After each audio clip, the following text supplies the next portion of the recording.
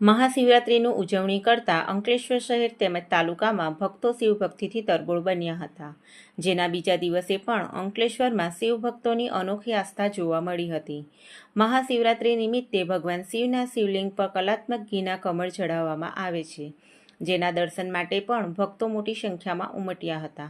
અંકલેશ્વરના પૌરાણિક તીર્થ એવા અંતરનાથ મહાદેવ મંદિર ખાતે ઘીના કમળ ભગવાન શિવના મુખારવિંદ સાથે દર્શનાર્થે ખુલ્લા મૂકવામાં આવ્યો હતો.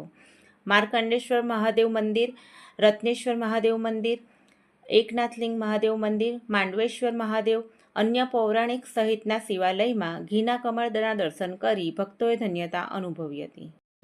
મારું નામ પ્રકાશભાઈ જોશી છે. હું હાલમાં ભરૂચી નાકા પાસે આવેલા અતિ પૌરાણિક એવા રત્નેશ્વર મહાદેવ મંદિરમાં પૂજારી તરીકે ફરજ બજાવું છું.